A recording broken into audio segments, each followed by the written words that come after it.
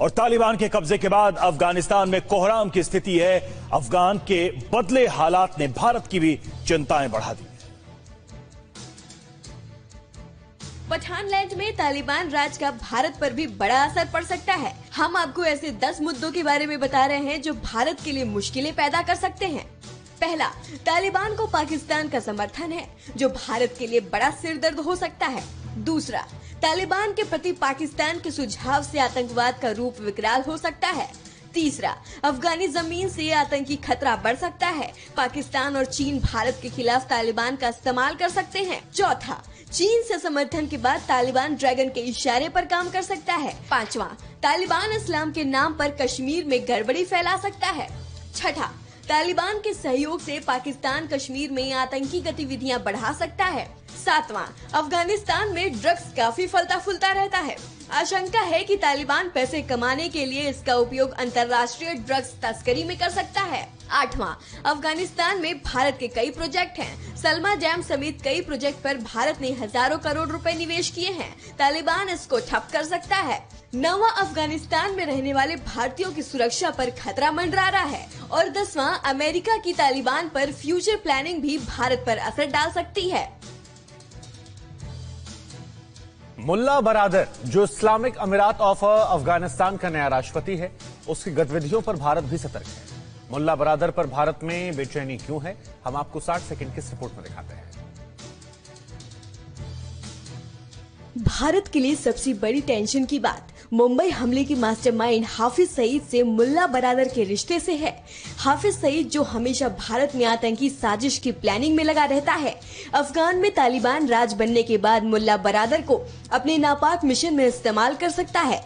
इसलिए भारत की पूरी नजर मुल्ला बरादर की गतिविधियों पर रहेगी और पाकिस्तान के साथ बरादर के रिश्तों पर टिकी होगी।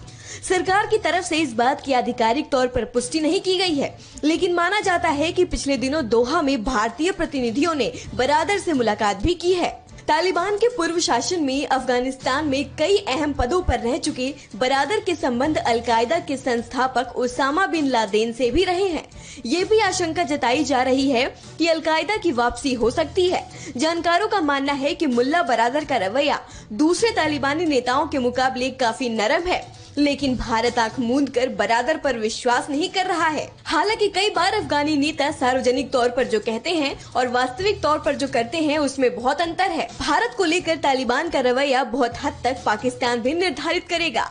पाकिस्तान ने हाल ही में बरादर की मुलाकात चीन के विदेश मंत्री वांग यी से करवाई है। तालिबान दुनिया के लिए एक अतीत बन गया है। दुनिया को लग रहा था कि अमेरिका ने तालिबान का वजूद ही खत्म कर दिया, लेकिन सिर्फ 90 दिन में ही अफगानिस्तान की पूरी कहानी ही बदल गई। तालिबान इतना ताकतवर हो जाएगा किसी ने सोचा भी नहीं था। तालिबान ने सिर उठाना शुरू किया था तब लगा कि छोटी मोटी हिंसा होती रहेगी, लेकिन तालिबान सिर्फ 90 दिनों में काबुल तक कब्जा कर चुका है। जिस राजधानी में घुसना नामुमकिन लग रहा था, वहां तालिबान को दाखिल होने में सिर्फ 24 घंटे लगे।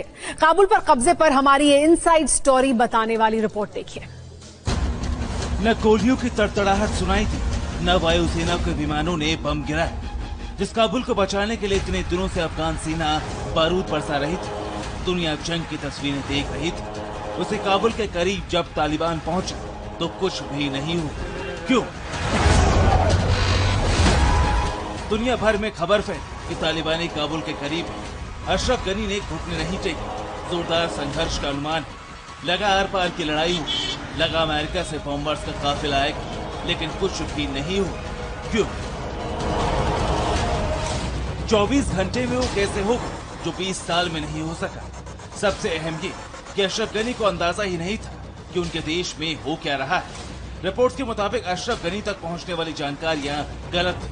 अशरफ गनी को उनके कमांडर्स बता रहे थे कि तालिबानी अभी बहुत दूर है, तालिबानियों का काबुल में घुसना मुश्किल है।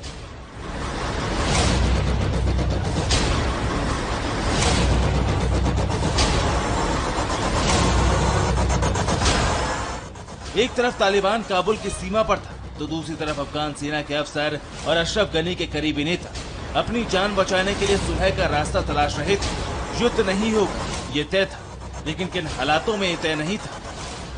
सूत्रों के मुताबिक तालिबान के साथ अफगान के नेताओं ने समझौता कर लिया। अफगान सरकार और तालिबान के बीच अंतरिम सरकार बनाने पर सहमति बन गई।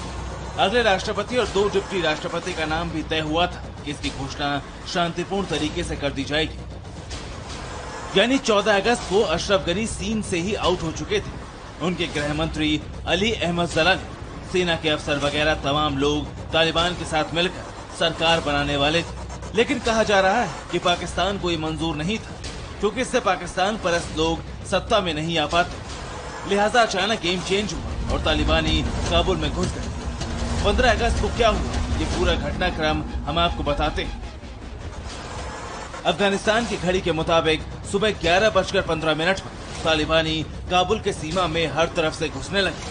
11:30 पर तालिबान के प्रवक्ता ने कहा कि ये लड़ाके काबुल में नहीं घुसेंगे। अफगानिस्तान तालिबान के कब्जे में है और चंद घंटों के बाद औपचारिक तौर पर तालिबान के नेता अफगानिस्तान की कमान संभालेंगे। लेकिन उससे पहले एक ऐसी तस्वीर आई है जिसने दुनिया को डराया है। मुल्ला अब्दुल गनी बरादर अफगानिस्तान का राष्ट्रपति बनेगा।